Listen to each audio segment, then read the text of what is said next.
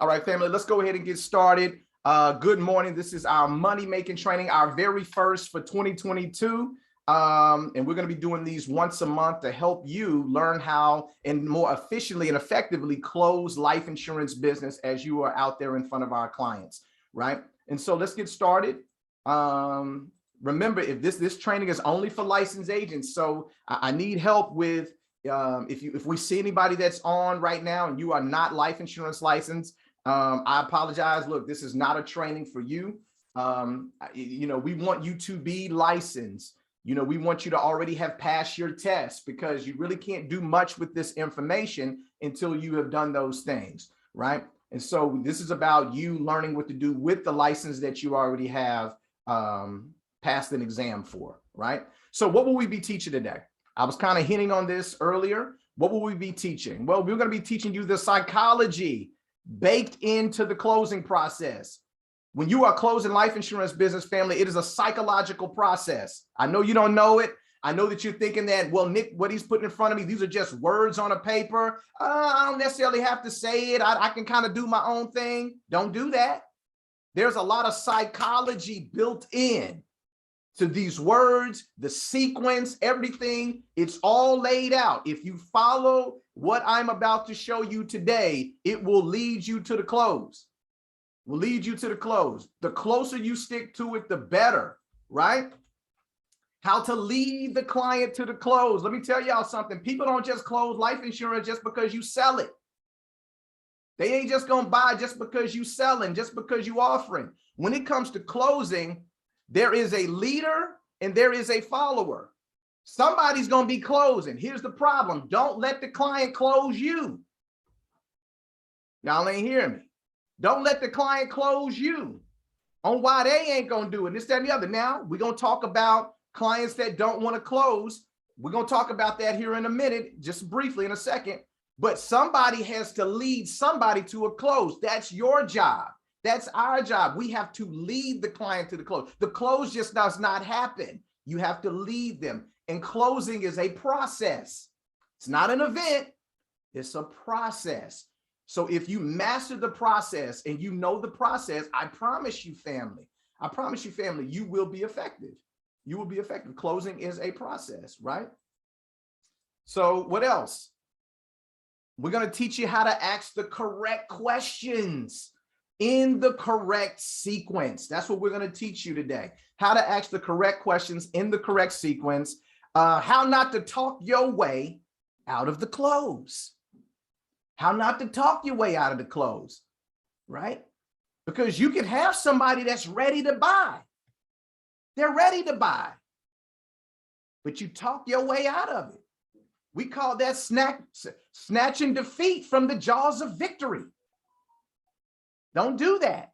There is a such thing. And I've seen it happen before where you talk your way out of the close. Don't do that, right? Another thing, how to get referrals and repeat the process. I put that in there, but I don't know if we'll get a chance to talk about that. That'll be more of a Q&A opportunity at the end. But yeah, that's what that'll be. All right, so these are 4 things that can prevent you from closing life insurance. 4 things that can prevent you from closing life insurance. These are the issues that come up. So 4 issues that you're going to confront. Could be a client market issue. A client market issue, meaning that whoever you're in front of, they're in the wrong market. They're in the wrong market, right? And so for those who don't know, we have a target market in our business. Can one of the field trainers come off mute and let everybody know, and myself, what is our target market in Primerica? Talk to me. Somebody come off mute and let me know what it is. It's ages 25 to 50 and employed full-time is a non-negotiable. And icing on the cake is married or children or homeowner. Correct. Correct. Absolutely correct. And so the 2 non-negotiables for a qualified appointment are the people that are between age 25 and 50 and employed full-time, or they have a full-time means of income. Those are the 2 non-negotiables. If we're meeting with somebody that's not between age 25 and 50 and employed full-time, then we're stepping out of the market. We're stepping out of the market because that's with that age range, that's where you're going to have, I guess, the most success. You know, there's another bullet point on here that I'm going to point out that, you know, we can always make room for some exceptions, but it shouldn't be built on just exceptions. But between age 25 and 50 and employed full time, those are very important. And if they have one of the other three that Sean talked about, that is icing on the cake. Married, kids under the age of 19, kids under the age of 19, and also a homeowner. Those are just icing on the cake. So if we find ourselves in front of people that are not in the market, that could prevent you from closing. Next thing is a client mentality issue. A client mentality issue can prevent you from closing. Mentality. What do you mean by that? Well, guess what? They just don't have the mindset to purchase life insurance. You know, they have whatever reason that they just don't want to buy. You've done everything that you're supposed to do. They're in the market, meaning that they could be between age 25 and 55. They're employed full time. They got kids under the age of 19. They got a house. They got all these things. But it's just somewhere in their mind, they don't think that life insurance is important. Or somewhere in their mind, they can't get over the fact that term is better than whole life. It's just somewhere in their mind that they don't want to move forward. So that's a mentality issue, right? You can't overcome that. Those are some things that can prevent you from closing life insurance business. I had an appointment like that yesterday. Check this out. It's a young brother. He's 35 years old. He has 3 children. How many children he got, y'all? 3 kids, right? Married, travels with his job all the time. You know, good dude. He actually my frat brother, right? I met him through his wife. I did a financial wellness workshop. His wife was at the financial wellness workshop. She got my contact information and vice versa. I set up a time to meet with them. I was following up with him. I met with him almost 2 years ago, following up with him. He has a whole life policy at 35 years old. He's had it since 2014. Since 2014, he has $250,000 in a whole life policy with Northwest Mutual. This brother is paying $400 a month for this whole life policy. Y'all ain't hearing me. Wow. Y'all ain't hearing me. Paying $400 a month.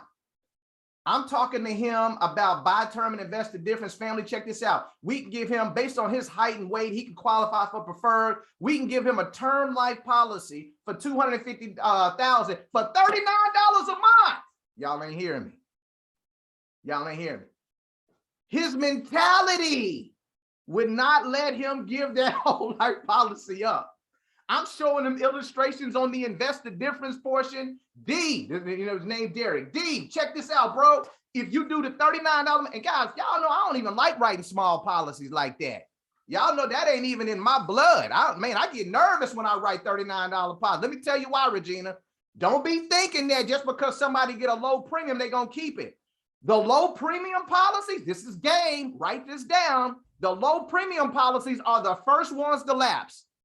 I know that's crazy, but it's the truth. You thinking that, oh man, I'm gonna get my cousin a policy. It ain't nothing but $35 a month. And you thinking that your cousin gonna pay, it ain't nothing but $35 a month. It costs more to fill her gas tank up than $35. And she gotta do that twice a week. She will lapse that policy. It's the high dollar policies that don't be lapsing because there's a value attached to it. But look, I'm giving him it's like $39 a month, whatever for the deposit. Brother couldn't, hey, Kim, he couldn't process it. I'm showing him, man, if you do that and you invest this difference for the next 20 years, you'll have $400,000. It was just crazy. Couldn't get it. Man, Nick, we can continue to talk about it, man. I'm seeing both sides of the argument and all this. Both sides of the argument. Now, of course, I'm not saying this to him, but I'm thinking this. And I said, that's a mentality issue. I've done everything that I was supposed to do. And guys, you might run across people that are like that. They're qualified, but it is a mentality issue. It's a mentality issue, right? So that's the second thing that can prevent you from closing life insurance business. The third thing is a money issue. It's a money issue. This can prevent you from closing some life insurance business, right? So there's 2 things you can never overcome when it comes to closing life insurance business. You can't overcome a lie, Well, a client just flat out, you know, they kind of lying. Yeah, I already got life insurance. Yeah, I got a policy. I got about $1 million in coverage. I'm paying $13 a month for it. I don't think you can beat that. Who's it with? Man, it's with one of them insurance companies. Yeah, I got it back there. Hey, can I see the policy? Miss Barry back there. I don't know where it is. How much you got? I got $1 million. How much you paying? $13 a month. When did you get it? 2 years ago. Is it a accidental? No, it ain't accidental death. No, it's a real policy. Yeah, I got it. Yeah, I got it. That's a lie. That's a lie. I can't overcome that. If a person is going to look me in the windows of my soul and just flat out lie to me, Regina, you can't overcome that. Only thing you can do is just say, hey, man, God bless you.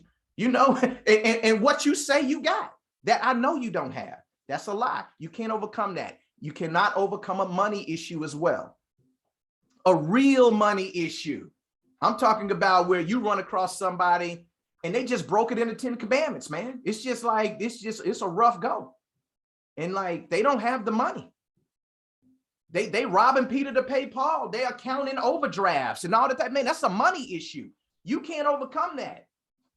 And you better not be trying to write that policy if it's like that type of situation, because that policy is going to lapse. So those are 4 things that can prevent you from closing, right? I'm sorry, 3 things that prevent you from closing. And then the 4th and final thing, getting ahead of myself, 4th and final thing that can prevent you from closing is an agent skill issue. An agent skill issue. And that's the one that we're going to key in on. An agent skill issue. Family, we are not going to be the reason. You are not going to be the reason why that life app does not get closed because you don't have the skills. We're going to start settling that. You know, you cannot close because of a market issue, but we can influence that. Auntie, am I right? Can we influence that market issue? We can influence that. You don't have to look. If you're not qualifying the people that you're getting in front of, then that's on you. If you find yourself in front of somebody that they're outside of the market, we have to take responsibility for that, right? So we can influence that market issue. The mentality issue. We can't look, it's just what it is. The money issue, we're not in their household. We don't know what they're spending money on. It's like we can't control that, but we can control the skill issue. Now, here's the deal, Quee. This is where a lot of people, we get it twisted. We blame things on a mentality issue sometimes for the client when it's really a skill issue. I'm going to repeat that. We blame things on the client. Oh man, they weren't ready about they head just wasn't right. Sometimes we can blame it on a mentality issue when it's really a skill issue on us. And so that's what I want us to confront, dealing with objective reality that we're going to be skilled. We're going to make sure that we know what we need to be doing to make it happen, right? So these are 2 scenarios when it comes to closing life insurance business. You have scenario 1, and this is the one that you'll see a lot. It's where we do the first appointment with the client to show the client who we are, what we do, and we schedule a second appointment with them to do the wealth builder. This is scenario 1. And then we close life insurance as part of the wealth builder process. Are y'all with me? That's typically our process. We have a 2-step process when it comes to closing life insurance, not a 1-step process. We have a 2-appointment process when it comes to closing life insurance, not a 3-appointment, not a 4-appointment process to close life insurance. We have a 2-step appointment process when it comes to closing life insurance.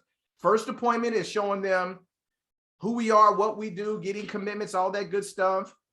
And setting up the wealth builder appointment. We get to the wealth builder appointment. We're closing life insurance as part of the wealth builder process. That's scenario number 1. Any questions about that? Any questions? How many steps in the process do we typically have? Show it to me on the screen. How many? 2. 2-step process. There we go. I appreciate you, Melissa. All right. Then we have scenario number 2. This is where the first meeting, our first meeting with the client, is about them buying life insurance. And you close life insurance on the first appointment. You have people that come across your path. Folks might refer folks to you. Hey, listen, I talked to my brother. He says he wants a life insurance policy. I told him about what you're doing. He wants you to call him. So what you do is you set up the appointment with the brother so you can talk to him about life insurance. Does that make sense? So that's scenario number 2, to where the first meeting is about the client buying life insurance. That's rare, but it does happen. But for the sake of this training, I'm not going to take you guys through the full wealth builder. The language and the process is still the same for either scenario 1 and scenario 2. The process is basically the same for the two. So we're going to key in on scenario number 2. We're going to key in on scenario number 2, because I know some of you guys that are licensed, you got people that probably need some life insurance, and you maybe talk to them and things that and the other. They know what you're doing. You can sell a policy or 2, right? So we're going to key in on scenario number 2. Now, let me say this, family. Hold on a second. Let me say this.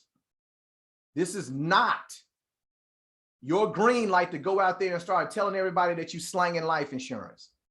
Like the man used to slang DVDs or fire sticks. Jailbroke fire sticks back in the past. Hey, I got them fire. Y'all remember them cats were selling them fire. Hey, I got them fire sticks, man. Them jailbroke fire. Like, this is not that. You're not hustling life insurance like the cat was hustling fire sticks. So this is not that. This is just for me to be able to key in on what the process is. And this is the shorter of the 2, right? And so what you will need, like I said, these are the tools you're going to need. You need your Wealth Builder companion sheet, and you need your DIMES calculation sheet. You need your Wealth Builder companion sheet and your DIMES calculation sheet. And some of the tools you'll need, for the sake of this, you'll need access to the Prove It Hierarchy PowerPoint presentation. Not the full presentation, because we don't go through the full presentation. When we do this process, we just really highlight 2 pages of the PowerPoint. And these are the 2 pages right here. The credibility page of who we are, and then the 2 major financial risks that we all have to manage. These are our lead-in slides when we do our comment, before we have our conversation about life insurance. All right. So let me ask this question before I go any further. Does everybody have their Wealth Builder companion sheet and their DIMES calculation sheet? Do you have it downloaded at least to your computer? Does everybody have that? Is there anybody on here that does not have those sheets? The Wealth Builder companion sheet and the DIMES calculation sheet. I want to make sure that you have those. All right. All right. So Tiff, you say you don't have them. Okay. All right. Get them to you. All right. Hold on. Tiff, I got your email address. I'm just about to email these to you, sis. Oh, we're going to do it like that. So bear with me, family. Hold on just a second. Give my sister these tools real quick. Nicole, I saw you say you were downloading them right now. Very good. Excellent.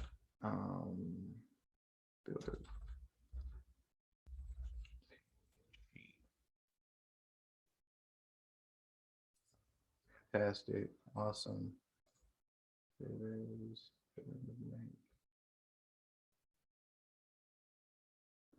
All right, we're gonna get rocking and rolling here in just a second, family. Boom shakalaka. All righty. All right, Tiff, I just emailed those to you, so you should have those. They're coming to you. All right, Melissa said that she can download them. Perfect. Go ahead and download those because you're going to need those for this level of training, right? And so what I'm going to do is if you can, pull out your Wealth Builder companion sheet and go to the section on the Wealth Builder companion sheet where you see life insurance at the top of the page. Life insurance will be at the top of the page, right? Now, this is the sheet that shows you how to go through a full Wealth Builder. Shows you how to go through a full Wealth Builder. Now, let me share this. I'm strongly recommending, that these are the tools you need. You need to have access to your Primerica app, right? So, you get access to the app. It's either on your phone or you can access it through Primerica Online. You click on where it says Primerica app up at the top. This will come up. You're going to need to get access to your quick quote. Your quick quote, right? That's part of it too. You need to get access to those tools. Almost forgot about that. Another thing I wanted to say is that this will help you. This will help you too. If you go out to the Hierarchy YouTube page, if you haven't subscribed to the Hierarchy YouTube page, please do that today. All you got to do is go on YouTube and search in the search bar, Prove It Training Official. Prove It Training Official. You'll see our logo come up, and it'll give you access to all our past training videos from a year ago and 10 months ago and all kind of stuff. There is a training out there that says How to Do a Wealth Builder Part 4, Closing Life Insurance Business. See, some of y'all didn't even know this stuff was out there. Closing Life Insurance Business. Watch that training. Watch that training because it's going to pair well with what we talk about today. Watch that training. Listen to that training over and over and over again because it's going to pair well with what we talk about today. A lot of the stuff I'm talking about today, we've actually talked about in the past, but I'm just kind of consolidated into this training right now. All right. And so, so this is the top half of the page or the top section of the page of the Wealth Builder Companion Sheet. Life insurance up at the top. Y'all see that? Everybody's good? Y'all got that? All right, perfect. All right. And so there's parts of this sheet that I want to kind of point out, right? So there's psychology baked in. Things like when you think about life insurance, what do you feel is the purpose of life insurance? This is a question that you're asking the client. This is a question that you're asking the client. When you think about life insurance, what do you feel is the purpose of life insurance? This is the first question that you ask. And you need to ask that question because you want to get their feel of what they feel life insurance is for. Some people feel that life insurance is just for burial, right? Some people feel that life insurance is for not only burial, but to pay off the debt. Some people say, man, life insurance is for me to leave a legacy for my family so they don't have to work again. It just depends on the person, but you want to find out what that is, right? And so another thing too, and I'm gonna go back through this step by step. I'm gonna role play with one of you guys to show you how I go through it. And I'm gonna do it without the sheet, but it's gonna be very, very close to the sheet. This section right here, do you currently own any life insurance outside of your job? This is part of the Wealth Builder Companion Sheet. Let me say this, family, 80% of the clients that you meet with, 80%, they will not own life insurance outside of their job. They won't, but 20% will. And so what happens, Nick, when I run across somebody that they already have a policy in place? Well, there's another YouTube series of videos that I strongly suggest that you watch. These videos also are on the Prove It Training Official Hierarchy page, right, on the YouTube channel. It's Understanding Life Insurance Part 1, Understanding Life Insurance Part 2, and Understanding Life Insurance Part 3. I go deep into the different types of life insurance, why Primerica's term is better than everything else out there, how to even talk about whole life versus term life and buy term and invest the difference. I'm taking a deep dive into that. I'm not going to go into that stuff today. I'm just sharing that, hey, there are already resources available to you for you to get that knowledge, right? In this section right here, we talk about what is the love test.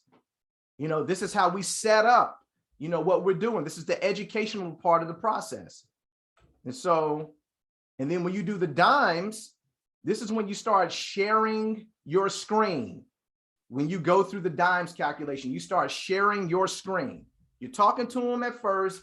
And then when you start saying, hey, we use an acronym called DIMES to help you determine how much life insurance you need. This is when you should start sharing your screen of the DIMES calculation sheet. All right. And so let me show you all an example because I believe in modeling. Let me model what it's supposed to look like. And then we'll talk about, and then we'll go into you guys being able to practice it and all that good stuff. So let me get a volunteer, somebody that wants to role play with me as I take you through the life insurance process. Who wants to volunteer to role play with me? Let me get one of the field trainers. Field trainer. Okay, Kim Jones. Absolutely. Kim, thank you so much, Kim Jones. Can you come off mute? Yep. All right, fantastic. How you doing this morning, Kim? Good, good, good, good. All right, awesome. Thank you for volunteering, for being able to role play with me. And so what we're going to work on is, and what we're going to go through is scenario number 2. Let's say that you were referred to me by a person that we both know, and you're interested in life insurance. Now, let me set this up, Kim. You're a person that you're really interested in life insurance. You're really interested in life insurance, and you want to buy some life insurance. And so just have that in your spirit, you know, and as we go through this, all right? Okay. And so just making sure, right? Because, you know, Okay. I mean, I don't want to make this necessarily a training about overcoming objections, but I can do it, but no, just for the sake of time. And so I'll let you come up with whatever numbers when we go through the process, you know, and all of that. So you just come up with the numbers, you know, what suits you and what fits you. I know your real marital situation, but let's just say that you are single for the sake of this exercise. Let's say you're single. And because when we're talking about life insurance, guys, if somebody is married, we want to be meeting with both people, husband and wife. We don't want to be talking to one party about life insurance and the spouse is nowhere around. So, you know, just for the sake of this being a realistic situation, Kim, let's make you single for this hypothetical. All right. Okay. Mm-hmm. And so this is what I do, guys. This is what I do. Talking to Kim about life insurance, right? Talking to her about life insurance. And so what I do is I'm going to do a lead in. I'm going to do a lead in when we get on the line, right? And so I'm going to say, hey, Kim, how are you doing? Oh, I'm doing good. How are you? I'm doing fantastic. Thank you again for allowing me to be able to meet with you. You know, Terry referred you to me, and of course I called you and you were, you know, able to meet. So this is a great opportunity for us to get a chance to meet each other and talk to something that you mentioned that was really important to you, which was life insurance. Am I correct in saying that? Yeah, you're absolutely correct.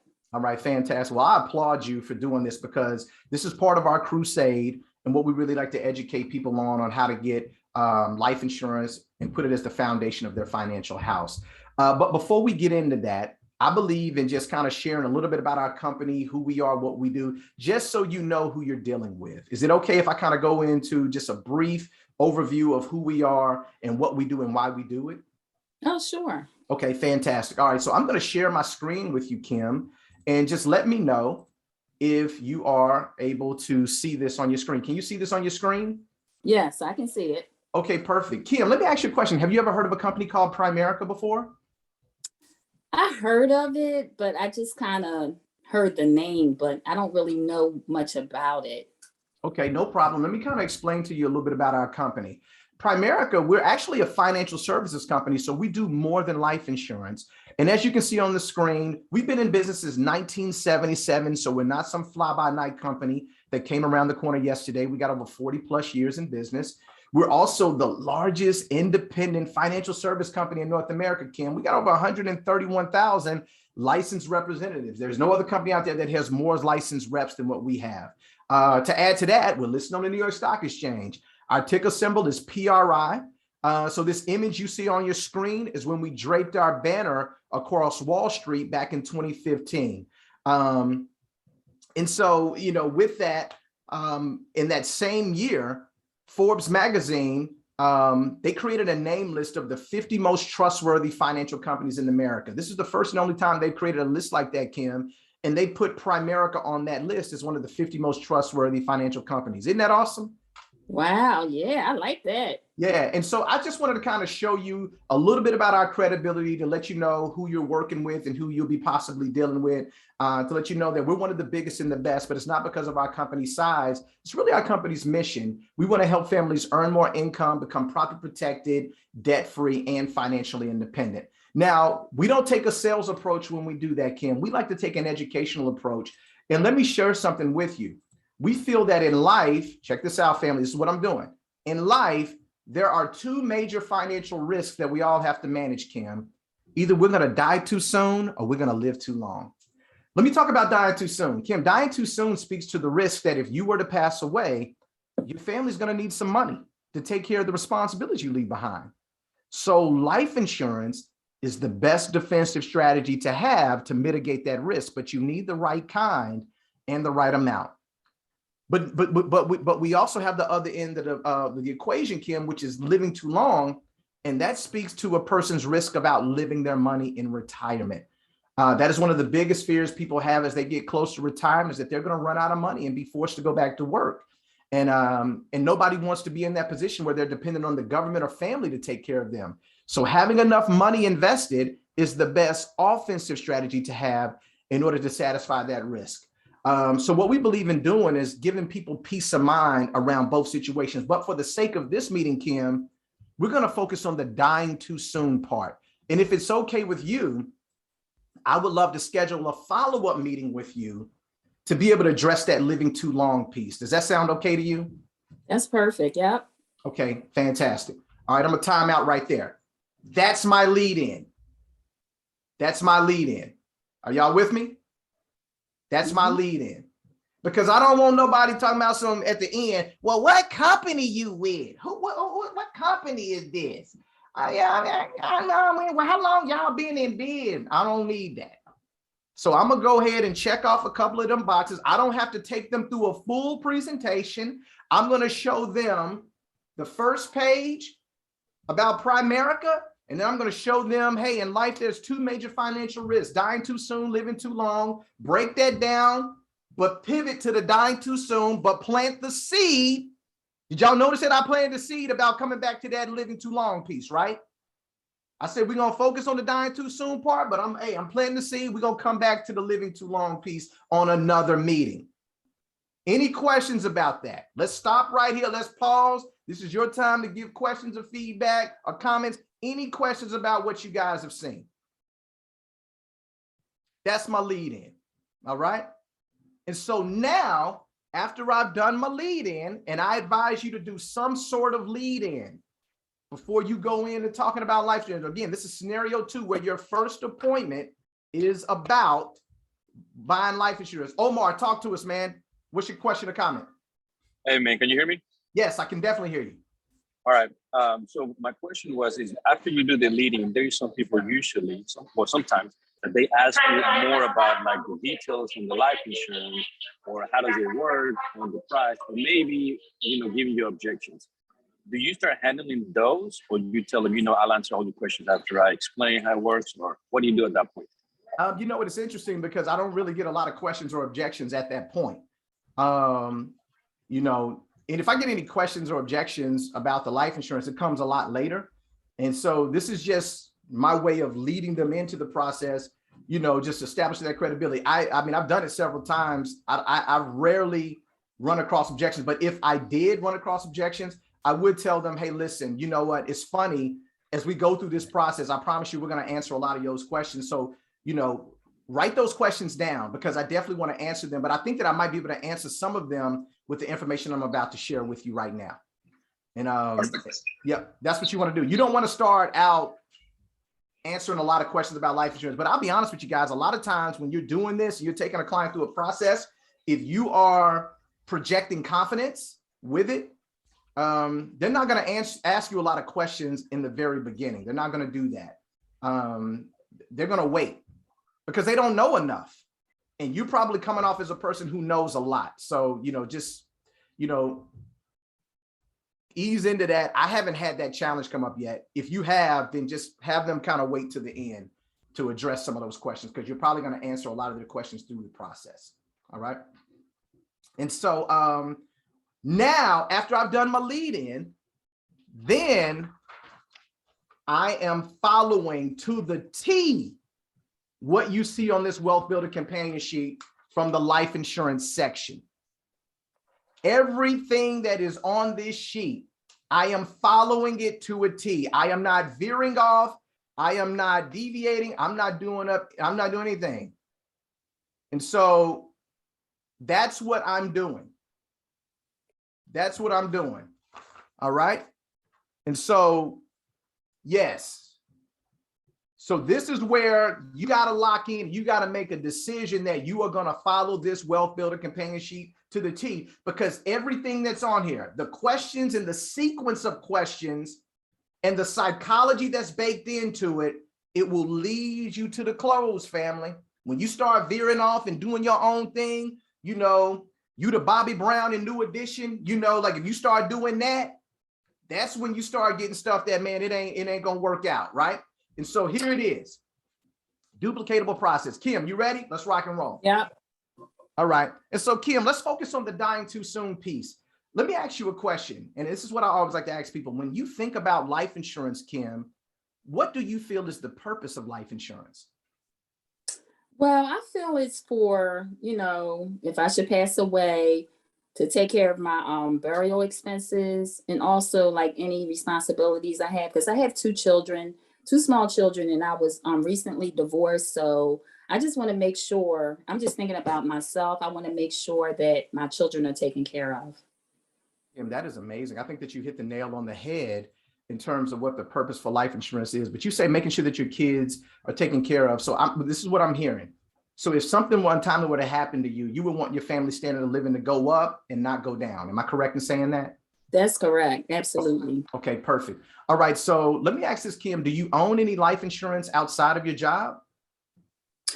Well, I think my husband had something, but I don't know about him. I don't know. He was kind of shady. So I don't know, but I just want to make sure me and my children are all right. So I don't have anything outside myself, outside of my job. But yeah, so that's why I'm like, yes, I need something. Okay, I got you. So we'll just treat it as though, like you mentioned, like you don't have anything outside of your job. So what we want to do, Kim, is we want to take you through something that we call the love test, because that's what life insurance is. It's a love transaction. You know, it's not for you. It's really for the people that you love and care about the most. Now, the love test, it will help you determine and help us determine how much life insurance coverage you actually need, Kim. Now, I'll be honest with you. What you need and what you're willing to spend, it may be two totally different things, but it's always our responsibilities and our responsibility to at least show you what it is that you need. And we use an acronym called DIMES, D-I-M-E-S. And this is where you share your screen, family.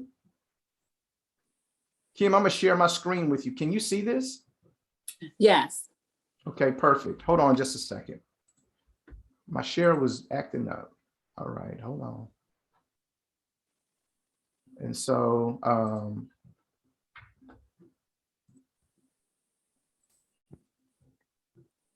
here we go. So we use an acronym called DIMES. You can see this on your screen, DIMES? Yeah. Yes, I can see it. Okay. Each letter in DIMES stands for something. The letter D stands for consumer debt. The letter I stands for income replacement. And the letter I, Kim, is actually the most important part of the love test. We always save that one for last. The letter M stands for mortgage. The letter E stands for kids' college education. And the letter S stands for funeral services, right? And so let's start with the letter D, right? Consumer debt. Kim, if you were to pass away, would you want us to come back with enough life insurance money to pay off your consumer debt? So that way that burden is not left on your family. And when I say consumer debt, I'm talking about any debt you may have that does not include the mortgage. It could be if you're still paying on a car, any credit card debt, any student loan debt, or any personal loans you may have. Would you want that stuff paid off so that way that burden is not left on your family? Yes, definitely would. Yes. Oh, okay, fantastic. All right. And so if you had to roughly estimate how much consumer debt you have, what would you say that number is? Just a rough estimate. So you said is my car note, if I had any student loans, what you said, credit cards too? Yep, credit card debt and any personal loans that you may have. So the balance that you owe on your car, if you still have a car that you're paying on, the balance that you owe on it, student loan debt, any credit card debt, any personal loans. What would you say if you had to roughly estimate the total? What would you say that number is? Altogether, probably like 50,000. Okay. All right. Let's put 50,000 right here then. Okay. All right, family, I'm gonna pause right here, right? Now I asked that question and you see it's written on the page. Can y'all see that I'm doing, like, I'm not even looking at the script. This is the process, right? And so the way that I ask the questions is very, very important. I didn't just go in and ask Kim, well, Kim, D stands for debt. How much debt you got, right? I'm not asking that. I'm not asking that. See, it's some psychology in there. So Kim, if you were to pass away prematurely, would you want me to come back with enough life insurance money to pay off your consumer debt, so that way that burden is not left on your family? Guys, that is a way to ask that question. Hey man, if you pass away, do you want not them, not him, not her? Do you want who? Me to come back with enough life insurance money to pay off the consumer debt. Why do you want the consumer debt paid off? So that burden is not left on your family. And guess what? It might spark a conversation. Nick, I didn't know that debt would pass to my family. Well, sometimes it can. Sometimes it can. Sometimes people might try to attach themselves to your estate and try to get the money from the loved ones, you know, in that process. Sometimes people charge debt off, but you just never know. Would you want enough money set aside just in case they needed to pay some things off? They may not have to, and it might just be extra money, but it's available to them. And so then you get their buy-in. Yes, I want it. Yes, I want enough to be able to pay. It's a different way of asking the question. See, when you just ask the person, well, how much debt you have, and you just type the numbers in, you haven't gotten their permission to pay their debt off. You haven't gotten that. But when you ask the question this way, Nicole, you're getting their permission. You're getting their buy-in. And that's the best way to go about it. All right, let's keep it going. All right, Kim, you still with me? I'm still here. All right, perfect. So we got the consumer debt written down. Remember, we're going to skip over the letter I, which is income replacement. We're going to save that one for last because that's the most important question in the love test. Let's go down to the letter M. That stands for mortgage, right? Let me ask this, Kim. If you were to pass away prematurely, would you want me to come back with enough life insurance money to pay off your mortgage so that way that burden is not left on your family? But first, let me ask something, Kim. I got a little bit ahead of myself. Do you currently have a mortgage? Yes, I do. Okay, you do have a mortgage, right? Okay, so same question. If you were to pass away, would you want me to come back with enough life insurance money to pay that mortgage off so that way that burden is not left on your family? Yes. Okay, fantastic. If you had to roughly estimate how much you owe on your mortgage, what would you say that amount is? Well, I just moved, so I would say, wow, it's like 150,000.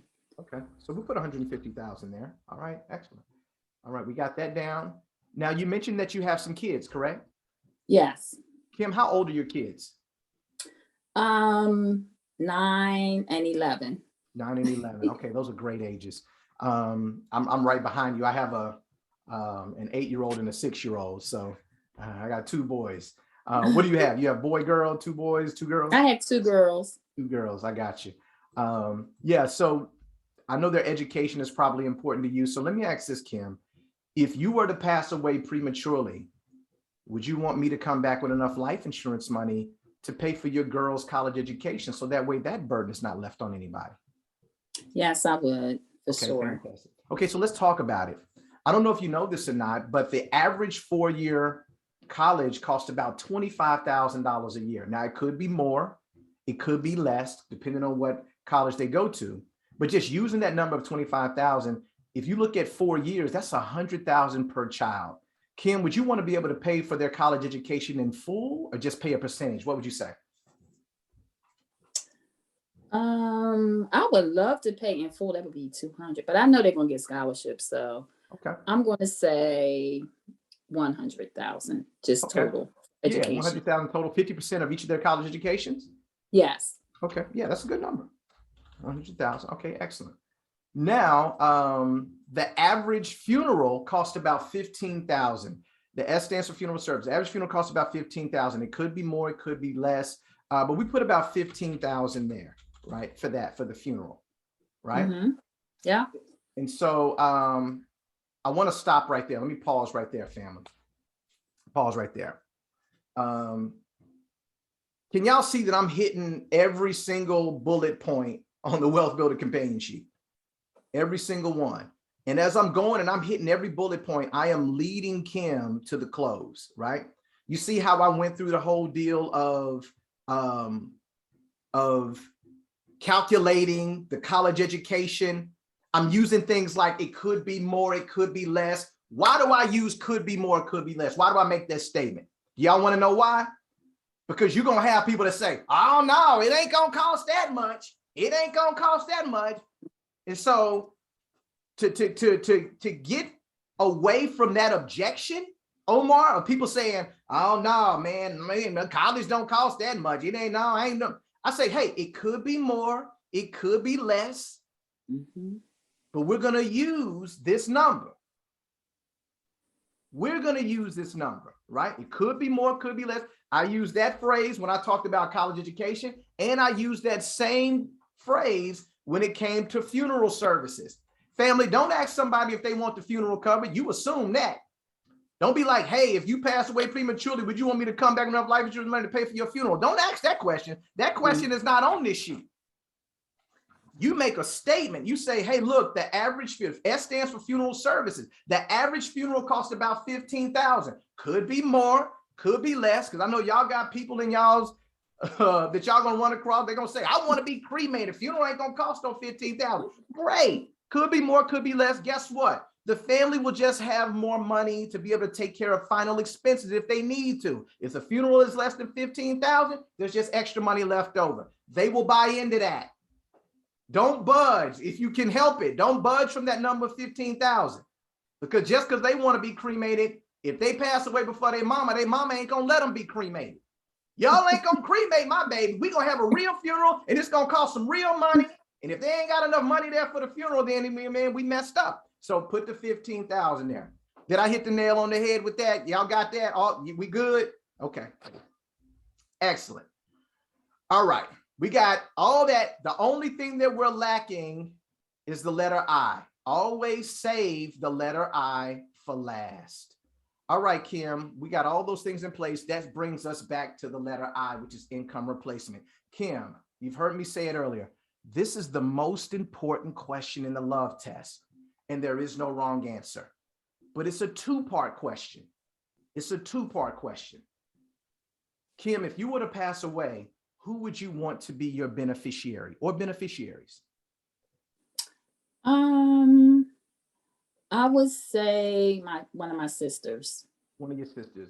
And I'm assuming that you would want it to be one of your sisters because you would want your sister to look after your children on your behalf, correct? Yes. Okay, perfect. So I'm thinking about it in terms of it's your sister, but also it's the kids, it's the girls, all right? And so let me ask this question, Kim. Let's say that God called you home and made you an angel. How much money would you want to leave behind to your sister and your daughters in a lump sum? Now, keep in mind, you already have enough life insurance money, Kim, to pay off your consumer debt, so they don't have to worry about that. There will also be enough life insurance money in place to pay off the mortgage, enough life insurance money to pay for a percentage of the girls' college education, and there'll be enough life insurance money to pay off your funeral. What I'm talking about would be extra money, Kim, that you would want to leave your sister and your daughters. This would basically be the last love letter that you would leave them. This is some money that says, hey, I love you guys. I know I'm not able to be here, but here's some money I want you to go ahead and live and enjoy your life. What's an amount that you would want to leave your sister and your daughters in a lump sum? And there is no wrong answer. What would you say? Wow. Let me think here. I know it has to be thousands, but I don't know if I'm going to be able to afford this premium now. Hold on, let me think about it. But a lot of people feel that way, Kim. The interesting thing, though, is that I don't want you to think about the cost just yet, because remember, this is just an educational process to help us figure out how much you need. Now, again, you know, like we'll get to the cost later, but we just want to kind of feel out what do you feel you would want and what your need is. I'm going to say like 250. Okay, 250,000. Mm-hmm. All right, great. And so what we'll do is what we're going to do, Kim, is that we're going to add all of these numbers together. And that'll help us see how much life insurance coverage you actually need, right? So we add the 50,000 to the 250, to the 150, to the 100, to the 15. Okay. And what that shows us, Kim, once we add all of these numbers together, is that you need $565,000 in life insurance. Can you see Wow. that? Yeah. Did you have any Yeah. idea you needed about $565,000 in life insurance? No, not at all. Well, I know it's kind of wild, but I want to congratulate you for going through this exercise, because at least you've done the hard part. A lot of people get coverage, Kim, and they don't even know how much coverage they need. So often they're underinsured. But now at least you know, hey, this is what I need when it comes to my coverage. I'm gonna pause right there, family, because I want to talk about the income replacement piece of it. The way that I asked that income replacement question, that was the way you ask a single person, right? Where I say, hey, let me get the lump sum amount. That's the way you ask someone who's single, right? And I said the whole two-part question and things like that. Who would you want to be your beneficiaries? And, you know, how much would you want to leave them in a lump sum? That's what you do with you're dealing with a single person.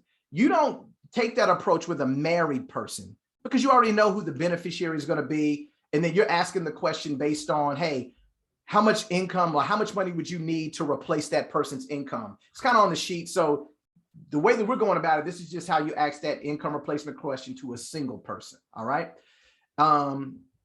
And so there's psychology built into that. This is the last love letter that you're going to leave them. Someone that says, hey, I love you. Don't want you to struggle. Don't want you to live. Man, guys, I'm telling you, this paints a picture for people to say, man, now that you put it that way, I want this much. So you got to be hitting those questions and those sequence of questions in the right order, because it's all leading them to the close. Now, let me come back to Kim. I say, hey, Kim, you know, I think that it's a great exercise you went through. Now, you know, $565,000 is the life insurance coverage that you need. Now, like I said earlier, Kim, what you need and what you're willing to spend or comfortable spending, it may be two totally different things, but it's always our responsibility to show you exactly what you need. Now, I'll be honest with you, Kim. I feel that the best type of life insurance to have is one that you feel comfortable paying. Do you believe that? You agree with that? Yes, I do. Okay, excellent. But at the same time, I understand that there's a purpose for life insurance and why you're getting it, right? And so there just needs to be a balance between affordability and purpose of life insurance. So let me ask you this question. If I can show you a policy, and let's say that you like it, it makes sense in every way, Kim, and the premiums, check this out, Kim, the monthly premiums are actually something that you can afford. Is there any reason why you wouldn't get that policy? No, it's not, because I really need it. Okay, fantastic. Okay, so what I want to do next is I want to transform what we've been talking about into a reality. But I want to do it at a financial level that makes sense. Let me stop right there, family. That question that I just asked her, that question closes the life insurance. Y'all missed it.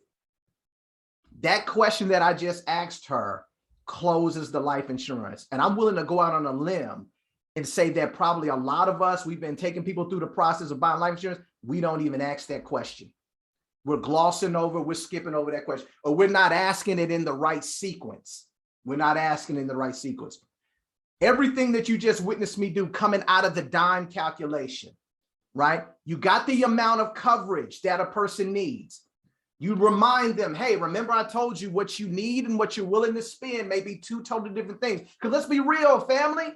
Most people are going to need more coverage than they can afford. Am I right or am I right? I'm right. So what you need and what you're willing to spend may be two totally different things, but it's our responsibility to show you what you need. Now, I feel this is where you get on her side. Kim, I feel the best type of life insurance is one that you feel comfortable paying. Y'all got to get it.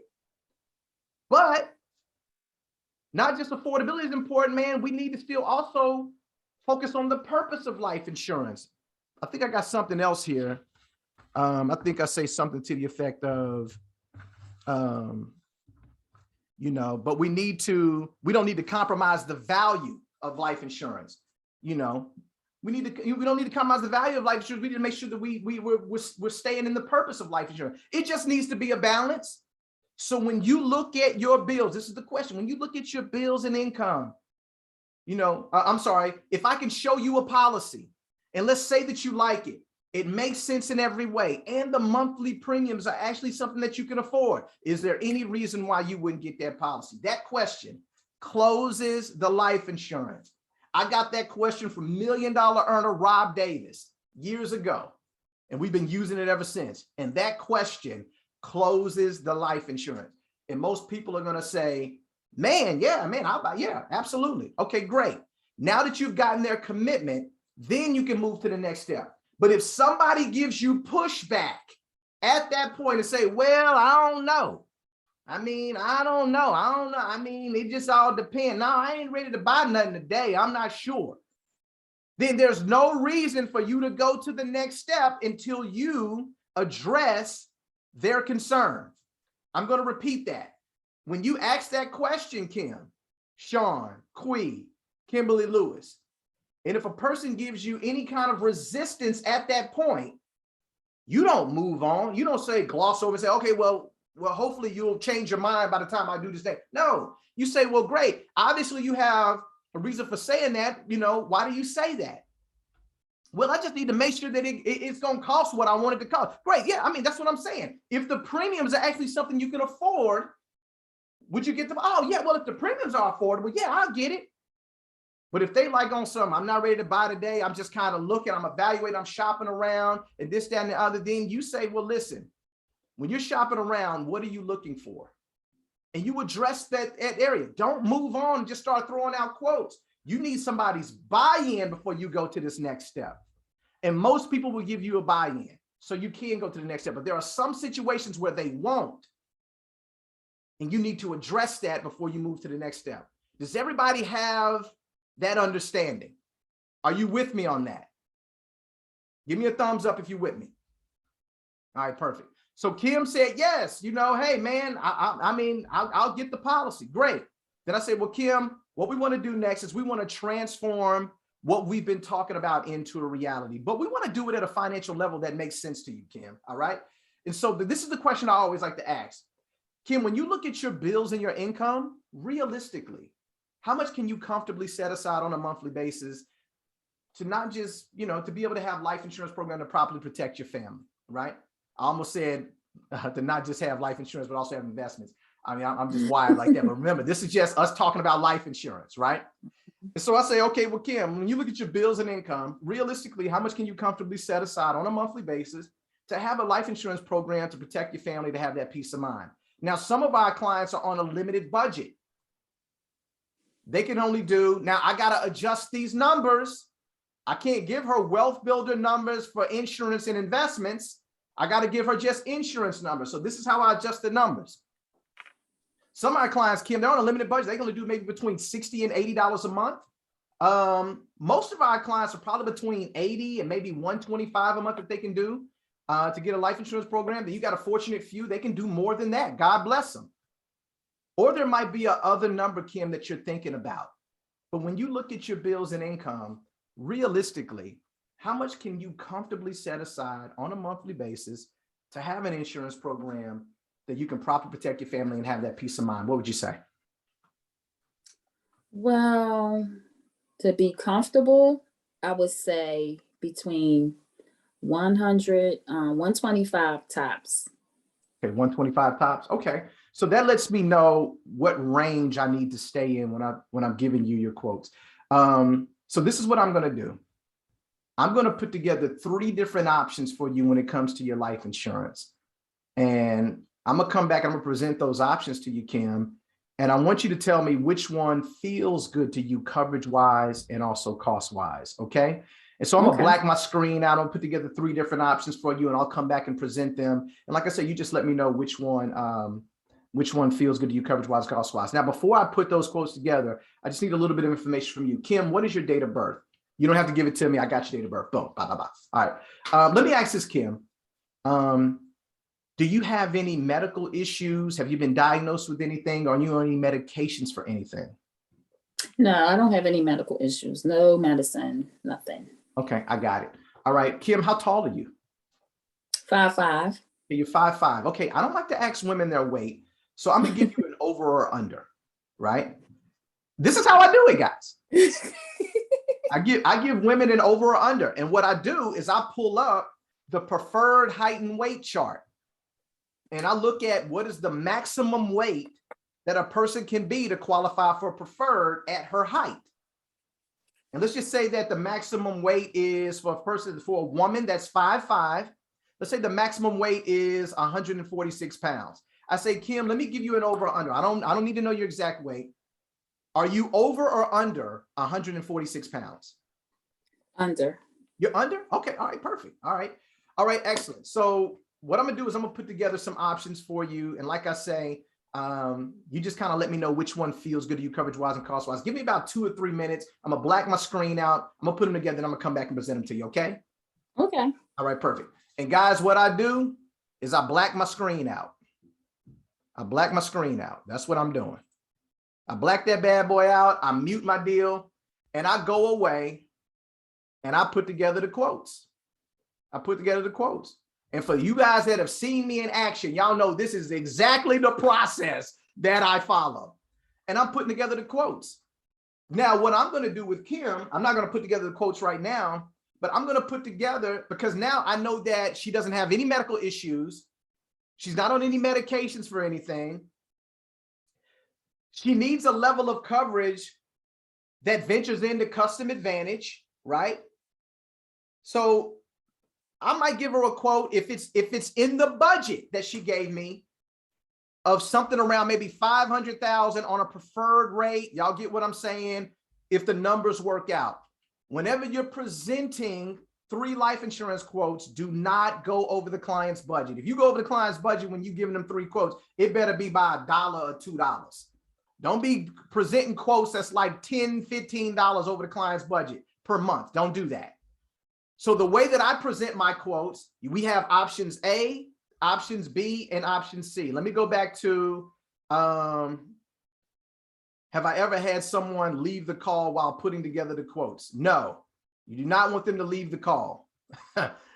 Have them stay on the call. I tell them, hey, look, if you want to go run and get a drink of water, if you want to go to the restroom real quick, go do that. Do not leave this call though. Do not tell somebody to, hey, step away, jump off, and then jump back on in 5 minutes. Don't do that. Keep them attached to the call. And so, so what I do when I'm coming back and presenting, with my option A, we got option B and option C. This is where you present the quotes. I'm going to put my most expensive quote on option C. That's what I do. So we got 500,000 here. I'm going to put 15,000 on the kids, and that's going to be whatever per month. Then I'm going to do 2 other options. Now this option C is going to be, it's going to be probably custom advantage, right? It's got to be custom advantage, preferred. The other options, option B and option C, depending on the cost and the price, one of them, at least one of them is going to be a term now.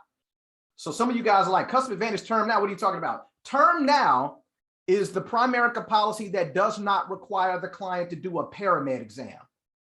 Meaning they can get up to, depending on their age, if they're under the age of 45, they can get up to $300,000 in life insurance coverage without having to go through the height, weight, blood, urine, paramed exam, right? So I'm always going to quote one that does not require a paramed exam. And I'll explain that to Kim, that option does not require that. Custom advantage requires a person to get a paramed exam. It requires that. And so it's just a little bit, you know, more detailed underwriting. And so I give those 3 different options. I pull them up and I say, all right, Kim, I got these 3 options for you. If you can see on your screen, and as I'm sharing the screen, there's option A, option B, option C.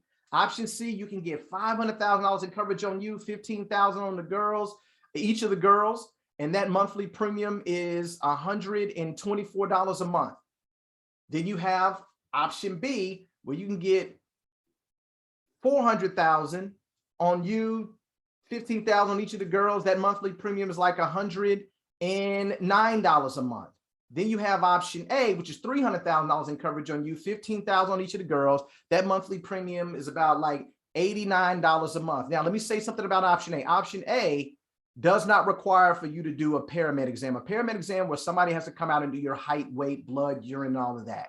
You don't have to go through that. Option B and option C will require for you to do those exams. But when you look at these three different options, Kim, which one feels good to you coverage-wise and cost-wise?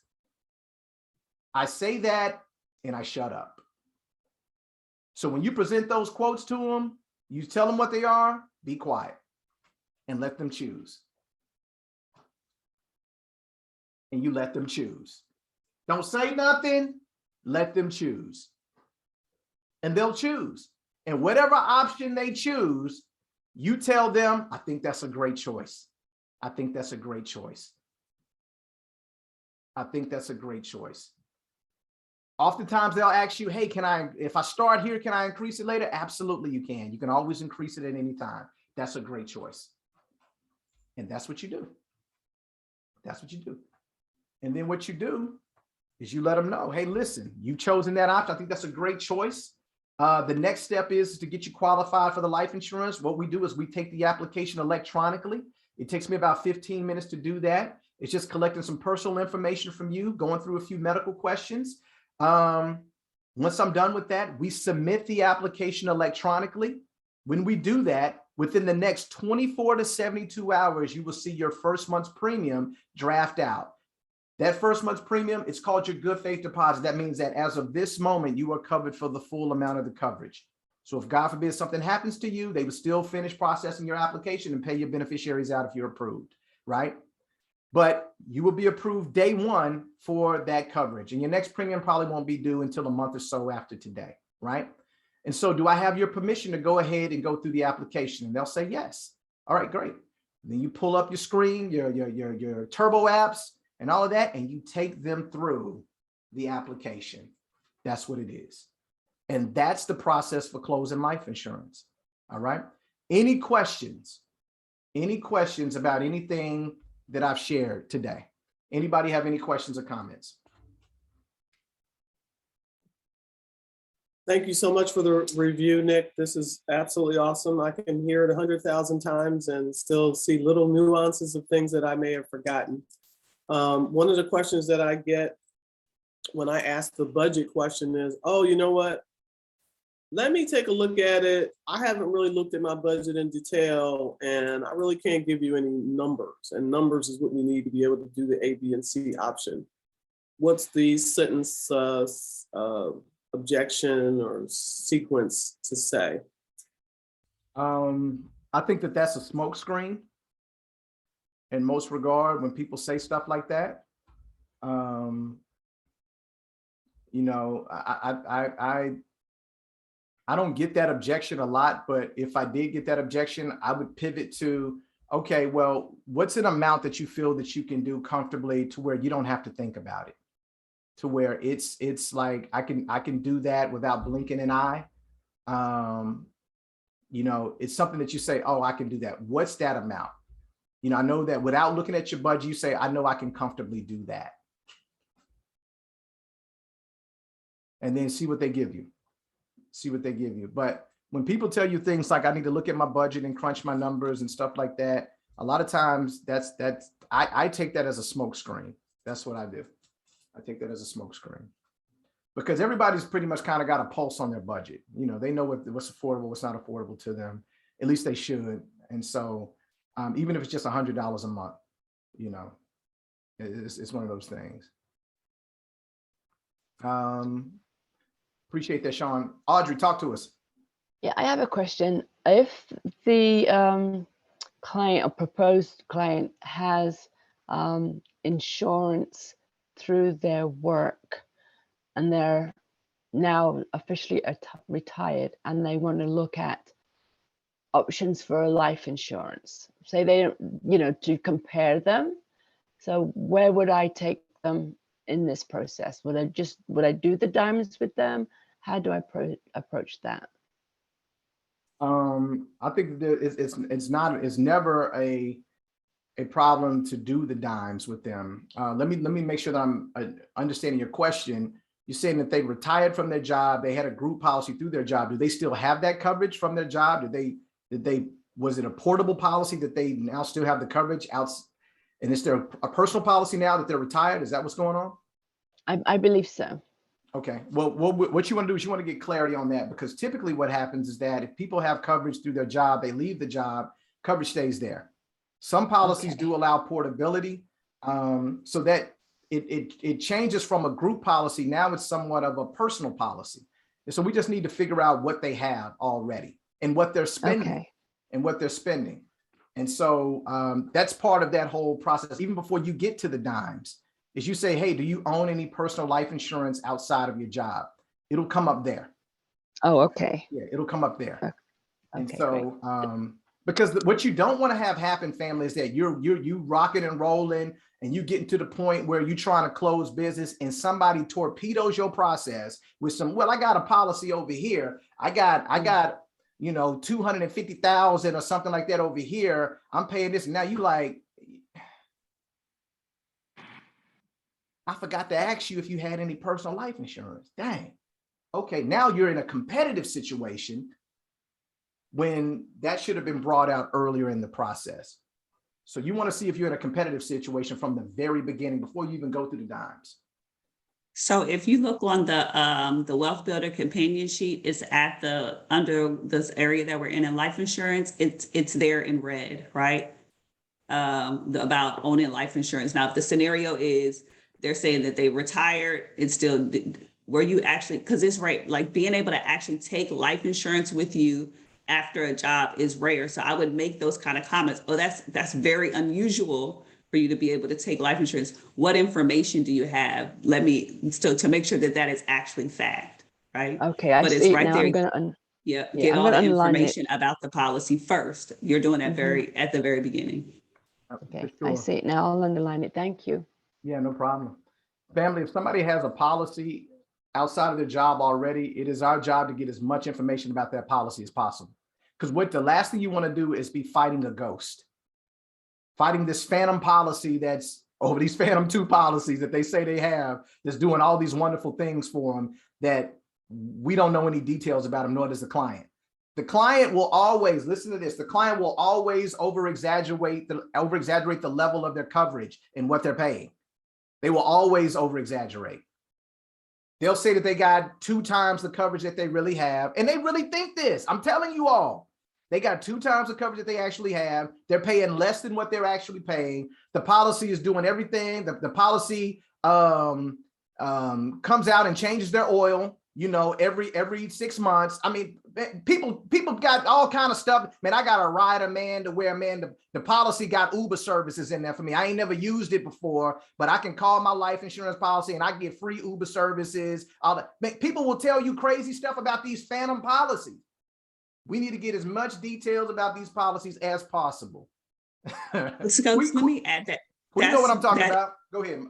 That is part of, and I know the scenario was about we're meeting to do life insurance, but that's part of making sure that you do the right preparation before this type of call, right? So if it's a normal one, that's the reason why we do a 2-step process, right? So it's a normal appointment. You want them to gather up the information before you come into the Wealth Builder. But if you set up this appointment or somebody set up this appointment for you and you know you're going into life insurance, you want to have pre-meeting questions that are answered, right? You want people to get their hands on their policy so that they're not guessing, you're not fighting, you know, the phantom.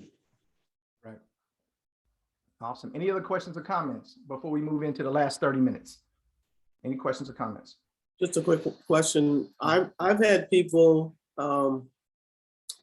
fight me about the accidental death and dismemberment type insurance, where that's a whole different level of insurance. It's phantom in some cases because they think they're insured in there. They may not be. What are some of the things that you end up saying about that? Or you may have already covered that particular one in the YouTube videos. I don't know if I addressed that, but let me say this. 2 of the easiest policies for us to overcome are job life insurance and accidental death and dismemberment insurance. Understand that and get that in your spirit. The two type of policies that are the easiest to overcome are job insurance and accidental death and dismemberment insurance. Because accidental death and dismemberment insurance is not pure protection. It's not pure protection.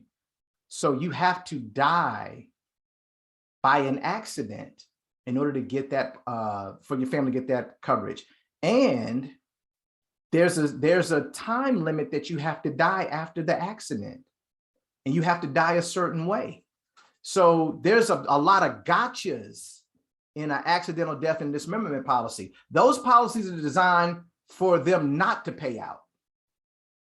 That's what those policies are for. Those policies, those are the ones that will fight a person tooth and nail, or to fight the person's family tooth and nail, not to pay them out. Something as small as they were in an accident, they were hospitalized. The policy says you have to die within 15 days of the accident. They die on the 16th day. We're not paying you. Or you were in an accident. You were in the hospital. You got an infection and the infection took you out. Well, that wasn't the accident that took you out. The infection took you out. Y'all see, y'all think I'm playing. The infection took you out. So we not paying. That's those types of policies. So what I do is this is some legwork that, you know, we probably have to do on our own, just to kind of get an understanding, your own personal understanding of how does accidental death and dismemberment policy, how do they work? You know, and just get some facts about them that support your conversation to the client. Because most clients, once you lay it out to them like that, they'll be like, oh, whoa, I didn't know that. I didn't know that. And you say, man, that's why it's so inexpensive. Go ahead. I'm sorry, Nick. They're my favorite. That's my favorite, accidental death and dismemberment, because that's the worst, right? It is so easy to overcome, right? I remember before I even got into Primerica, when I first started working, they offered, you know, your group life insurance policy, you could pay extra money for it, and it had accidental death and dismemberment. I remember being 20-something years old, reading the specific definition of how you had to die, and this is before I even got into Primerica. It's like, why would I ever pay any money for this? This is so dumb. You gotta, you know, if you lose your hand, the dismemberment part, it can't be a hand. It got to be a hand up to your elbow. You know, like stuff like that. Like it's written out in the policy, and it's very cheap. It's very cheap for a lot of insurance, but it's very specific about how you have to die, and so it's very easy to overcome. Is it a mindset situation where you have someone who only has a policy at work and they are still comfortable with that? They're saying, no, I have a policy at work, and they don't see the value in owning their own policy? Is that a mind? Something I should. Yep, that goes back to Nisha, to that mentality issue. It's a mentality issue, and it's something that you can't overcome. If a person can't understand that you don't own that policy, nor do you control it, and it's not your coverage, the company actually owns that policy. So it's best for you to be in the driver's seat, that if something happened to you, that you will have something in place to take care of your family. If they can't get with that, then that's on them. So I used to huff and puff about that to people all the time. And I don't do it a lot anymore, because I just write it off as a mentality issue. But every now and then I'll pull out this analogy. This is the analogy I use for that job insurance, right? Especially for people who own their houses, who they got a house, right? I say, let me ask you something. You're a homeowner, correct? Yep, I'm a homeowner. Okay, Gary. When you went to buy your home and you closed on your house, you signed a big stack of documents, closing documents, right? Yep, signed a big stack of documents. What if you signed all those closing documents and they never gave you a copy of them? They just told you to pay your mortgage on the 1st of every month and send the money to this location, right? You never got a copy of your closing document. Would you be comfortable with that transaction? What do you think most people are going to say? No. Why? Because anybody can show up at any point at your front door and say, this is my house. This is my house. I have the paperwork. Where's your paperwork? Well, I pay it every month. Well, show me your closing documents. Where they at? Well, they never gave me a copy of them. No, this is my house. So you wouldn't be comfortable with that transaction. Let me ask you something about your job insurance. You enrolled in it, right? You signed some paperwork to enroll in that coverage, right? Okay. Did they give you a copy of the policy? No. No, they didn't. Okay. All right, cool. But you pay for it every pay period, right? Yes. And you think you have coverage and you're comfortable with that transaction? How are you not comfortable with this transaction when it involves your house, but then you comfortable with this transaction when it involves your life insurance that will cover your family? How are you comfortable with that? And see, we got to be better than that, family. What I'm trying to give you is an opportunity to be in the driver's seat and own the policy. You don't even have evidence that you have the coverage or how it works. And you can't be comfortable with that. Does that make sense? And I talk to people like that, and they'll be like, man, I ain't never thought about it like that. That's the number one thing they say out of their mouth, Tanisha. Man, I ain't never thought about it like that. Well, I'm glad to enlighten you. Now, I'm not that rude, guys. I mean, my spirit be feeling like that sometimes, but y'all know that I'm a nice guy. I'm a teddy bear on appointments. I be talking to people the right way and all that. But Queen, on the inside, I'll be like, knucklehead. Why you making me work so hard over this ratchet job insurance when they don't even like you at your job? You 1 foot out the door. Yeah, I had a get fired. You was scared just 6 months ago they was gonna lay you off. Why you holding on to that like you in a bad relationship? They wanted to break up with you, but you like, wait a minute, I'll be better. I'll be good. Wait a minute, don't break up with me. Done. Tanisha done got me fired up this morning talking about that job insurance, man. don't understand how frustrated I have been because of that. Like, I had a person tell me she's married. She doesn't have any children yet, but she's married. They own a house together. They're both in their 30s. And she told me that she had job insurance. She was comfortable with that. Her husband had none. So I was trying to get the husband to understand that he needed policy. She tells me that if the husband dies, she's scrappy. Okay. All right. So I know Rahima want to say something about it. Before Rahima jump in, I'm gonna say something real quick. Y'all know how in politics you got certain people that they choose politics over what really benefits them, like and people vote against their own interests. You know, it'd be broke people that be like, no, I don't want nothing that Obama or nothing is doing. The stuff that he's trying to put in place, it actually will benefit you. People vote against their own interests. This is what happens, family, with life insurance. You'll have somebody that is a breadwinner of the family, and the other spouse is like, you don't need no life insurance. Why are we gonna get that? Is somebody choosing and deciding against their own interests. Having life insurance, at least on her husband, is a good thing. No. So Heen, talk to us, man. What's your comment on that? I literally had nothing to say. I think my face said it all. That is absolutely a mindset thing, right? And insurance on her husband is for her. If she doesn't want, that's for her. God bless you. May the Lord be with you. You know? Let me say this. That's all you can do. Let me say this, Tanisha, and this is for everybody else. Y'all do know that there are aliens among us, right? There are aliens among us. They walking around, y'all. They look like us. They move like us. They the same complexion as us. They work at our jobs. Some of them might be in our family, man. You know what I'm saying, man? It is some space cadets, some aliens around us, man. These people that we be running across, that they got that mindset issue, man, I call them aliens. Man, like, look, man, we having close encounters of a third kind with some of these folks, man. Like, and when you run across an alien, you be like, Lord, Nick told me that they was among us. God, here they go. And look, just let them be. You know what I'm saying? Just make sure that they don't abduct you.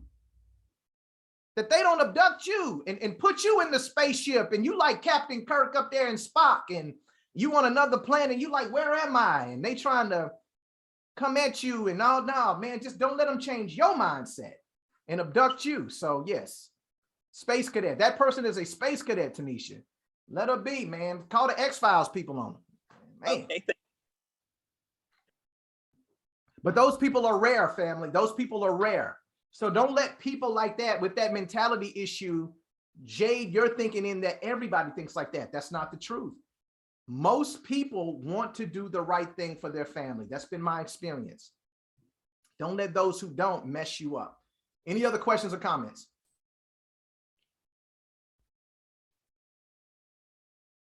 All right, family. So this is what I want to do. this is what I want to do, right? The Wealth Builder companion sheet is everything. It's everything. I want you to practice that Wealth Builder companion sheet like you trying to memorize the Easter speech. And Easter is in 2 weeks, and you got to get up there and you got to perform. Y'all know that was some of the most stressful time in our childhood, man. These grown folks trying to get us to memorize this long speech. Your cousin got a speech with 3 sentences. You got one that's a whole page. I'm having memories of my childhood, y'all. Come on. Stress. You got to be in that mode, y'all, because the Wealth Builder companion sheet. Let me ask y'all a question, and come on mute and tell me this, man. When I was going through that process with Kim, was I following the Wealth Builder companion sheet line for line, verbatim, word for word? Yes. Yes. For the people who have seen me on appointments closing life insurance business, am I fronting for the Zoom camera, or do I actually do and say everything that y'all have seen me do today when I'm closing life insurance business? Everything. Yes. Do we close life insurance business? Yes. Yes. Excuse me, Nick, I just wanted to make a comment. Yeah. Because I get referrals for life insurance pretty often. I mean, sometimes it doesn't work out, but exactly what you took me through is exactly what I do. I have it right here. And like you said about the actual, like when you're talking about budgets, and you have to, like you say, you have to tailor it to the person that's in front of you. So that's something that I've been learning to do. And as you ask those questions, because like you say, it's like psychological. As you ask those questions, the people will speak. They're like, wow, yes. And they'll say, I never thought about it that way. So every single thing that's on here, I cover. And like you said, you do too. And most of the time I win, unless, we find out they get COVID later or something. But for the most part, I get a commitment, in the beginning, and, sometimes things happen after that, but yes, it's right on. It's perfect. Absolutely. Thank you for that, Kim. Great job, man. Great job. And that's usually how things go. Now, there could be things that come up that are out of your control. Like I said, you can't overcome a money issue. You can't overcome that. That's why I don't like getting to the application, Regina, and I'm putting all the information in and somebody tell me, whoa, do I have to pay today? I don't play that, man. I don't do that. So what I'm doing before I even start the application, I'm making sure that I'm telling them what is required. If you guys recall, I made the statement, hey, look, this is what it takes for you to get involved. We're going to take your application electronically, right? Going to take a little bit of personal information from you, going to have you answer some medical questions, and then we're going to submit it electronically. When I submit it electronically, within the first 24 to 72 hours, you are going to see what? Your first month's premium draft out. What's the time frame I gave them? 24 to 72 hours. I tell them this. You're going to see that premium draft out. That's called your good faith deposit. What that means is that as of today, you will be covered for this level of coverage. So if God forbid you were to pass away, our company will still process your application and pay your family out that death benefit. All right. So any questions about anything that I've shared with you? Is it okay to go ahead and start that process? And if they say yes, family, they already know that they got to pay. Are y'all with me? They already know. It's not a, whoa, do I got to pay today? No. But if you're not saying that before you go into the application, you're setting yourself up to get that. Are y'all with me? And now if somebody says at that point, well, hold on a second, you say I got to pay today? I don't know, man. I don't get paid until Friday. Okay. Well, this is what we'll do. We'll go ahead and take your application right now. And that way it's already in the system, and I'll contact you on Friday to make sure that it's still okay to submit your application. Does that sound fair enough? Great. Go ahead and take the application. Just don't submit it until they say that they're ready to submit it. That way you avoid having to schedule another meeting with them to jump on and take that. No, just go ahead and take it while you're there with them and just let them know that, hey, we'll submit it when I get confirmation from you that it's okay to submit. All right. And so family, you guys need to practice the Wealth Builder companion sheet. Let me share my screen with you. Let me share my screen with you. All right, going back to money making training. All right. I talked about this. These questions right here. Did you have any ideas you needed life insurance? Right? This much life insurance. You know, what you need and what you're willing to spend may be two totally different things. I want you to really circle this section on your sheet. This section right here, this sells the life insurance, guys. When you're asking them, hey, if I can show you a policy, let's say you like it, it makes sense in every way, and the premiums are actually something you can afford. Is there any reason why you wouldn't get that policy? That is a all important question. You got to ask that. Then you say, well, hey, let's transform what we've been talking about into reality, but we want to do something at a financial level that makes sense to you. When you look at your bills and income, you get that monthly commitment from them. Family, this sells the life insurance, right? If it's just life insurance, you can adjust the monthly amounts. 60 to 80, 80 to 125. Some people can do more than that. God bless them. Or there might be a other number you're thinking about. Final tips to remember when closing. Final tips to remember, right? Don't show clients any price quotes before you've gotten their monthly financial commitment. Please do not show any client a price quote before you've gotten their monthly financial commitment. You're wasting your time. You're wasting your time. I don't show any quotes until I've gotten a commitment. How much could you comfortably set aside on a monthly basis to have a life insurance program? I take them through the scenario. I repeat the question. When you look at your bills and income, how much can you comfortably set aside? They need to give me a number because I need to know what they're comfortable with. You need to get a number. So that way you're not overshooting. Now you might have some people, these are the exceptions, that they just stand in their ground. Well, I don't know a number, man. I just need to see some quotes.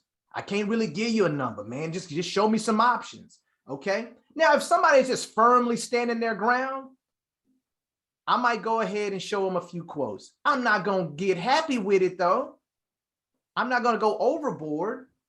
I'm going to police that, and I'm going to show them something that I feel, just based on my interaction with them, what I feel is reasonable. Tanisha, you raise your hand.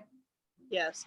So if somebody, like Kim told you 125 in the example, are you trying to do the life insurance under that budget, or are you trying to consider a portion of that life insurance and a portion of it investments? I'm doing the life insurance for that because it's just a life insurance appointment. So that's all we've been talking about. I haven't mentioned investments or anything like that. I told her in the beginning that, hey, we're going to come back to that living too long piece, which deals with investments. We'll set up a follow-up meeting for that. But this conversation, the conversation I was having with Kim, was strictly about life insurance. So when she gives me that quote, it's strictly for her life insurance. Mm-hmm. Right. So that was scenario based. That was just the scenario, this scenario. Yep. Now, when you're doing a wealth builder, you're asking about life insurance and investments. Okay. Yep. So this scenario that we were doing with Kim, this was just like, hey, this was somebody that I was meeting with just to talk about life insurance. So we just focused there. Got it. Okay, cool. All right. Another tip. Oh, this is big. Y'all don't know this one. Don't quote client a term length that takes them over the age of 70. I know y'all are like, what? Don't quote the client a term length that takes them over the age of 70. Meaning that you got somebody that's age 45 and they can qualify for a 35-year level term or a 30-year level term. Guys, this is some information that we just got, you know, that made sense to Raheem and I. We got it when we went on the RVP retreat in December. What we want to do is we want to give people a chance to be able to renew their term, Sean, prior to age 70. Because can a client get a new term if they're over the age of 70? No, not through Primerica. They can't. So what we want to do is you want to fashion it to where their term actually expires prior to age 70, because it makes them eligible to get a new term through us. Because if their policy expires after the age of 70, their options for renewal are limited, are very, very limited. It goes to a decreasing term, or it's an annual renewable term, all that. The options that Primerica gives are limited. So if I have somebody that's age 45, check this out. I might not be giving them a 35 or a 30-year. I might be hooking them up with a 20. So their term can expire at age 65, and they got options. They can renew, Tanisha, for another 15. Are y'all with me? And it's going to be less expensive. That's just game that we got at the RVP retreat. I didn't know that, guys. I've been trying to max people's terms out for years. We need to get you the longest term that we possibly can. And I mean, that's just what we were taught. That's what we knew. But in understanding how this renewal game works, we want to give people options before they reach age 70, because they're at the advantage as the client. They have more options.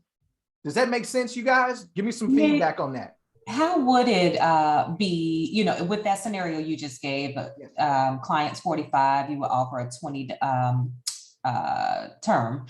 20-year term. How would it be cheaper for them when they, you know, when that policy expires and they attempt to renew? Yeah, it's one of those things to where in that scenario, you got to kind of price it out, you know. So the longer the term, the more expensive the policy is over the life of the term. Okay. And so it's something that you just kind of got to price out, because if you do a 35, okay, somebody wants $300,000 in coverage on a 30-year term versus the same $300,000 on a 20-year. So you kind of do the cost benefit. Okay, so what's the cost going to be, you know, over the whole length of the term? You just kind of got to work it out. You work it out.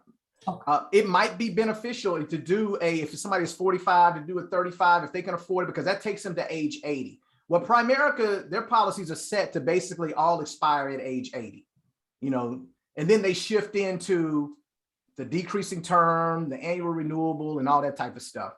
A person age 45 getting a 35-year term, that takes them to age 80. It's just a matter of the cost, the total overall cost for that. So that scenario, it might be beneficial to give them a 35, but in some situations, especially if we get people that are over the age of 45 or under the age of 45, maybe they might be 35, whatever, I mean, or over the age of 45, it might be best to give them the shorter term and not necessarily the longest term. That's going to have their term end at around age 72 or 73 or something like that. We want to give them an option of where they can renew it to take them at least to age 80. But when they renew it at the new price for that age, right? Correct. They do. They do.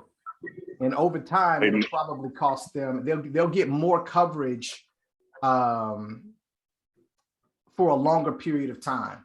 And they won't be subject to where they have to go into a protocol to where things start to adjust and they get less coverage, and they'll have an option of where they can keep a higher level of coverage for a longer period of time.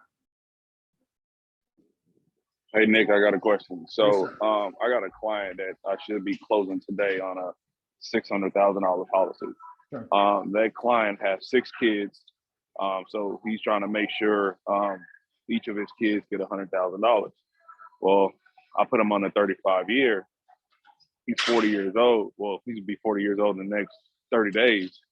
So at 75 years old, him trying to get another $600,000 policy will probably cost him double, maybe triple the amount that he's paying right now. So do you think it's beneficial to put him on a 20-year or a 30-year term? How old are his kids? 4 of them are over the age of 18 and 2 are under 18. Gotcha. Well, what's going to happen is that if he outlives his term, he's going to have to deal with that cost at that time at age 75. And so him dealing with that cost at age 75 versus dealing with that cost at age 65, he's going to have to pay anyway, if he still wants to keep that level of coverage, to give his kids the 600,000, regardless. So I'll get with you, JB, and so that way we can kind of work out some numbers, for that. And what time do you meet with your client? Not a specific time. He just told me to call him. It's a really good friend of mine. So he just said, hey, call me when you get up. So he sleeps a lot. I'll call him later. All right, cool. Well, I'm gonna hit you after we get finished here, and then we'll get a chance to kind of discuss a little bit more, and that way we can run some numbers and kind of see what makes sense. Gotcha. All right. Anybody else? Any comments? Just a quick question.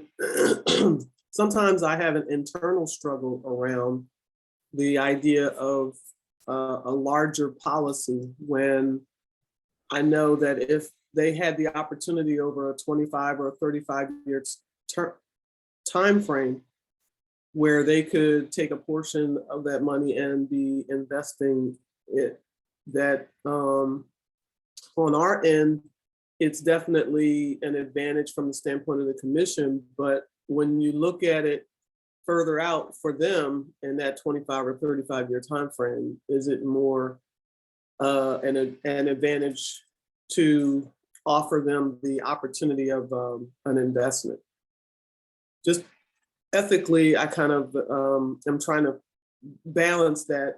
They have the idea of legacy, and that's what their purpose is for insurance. That's one thing. But if they, have the option of doing an investment, what are your thoughts about that and how that should work?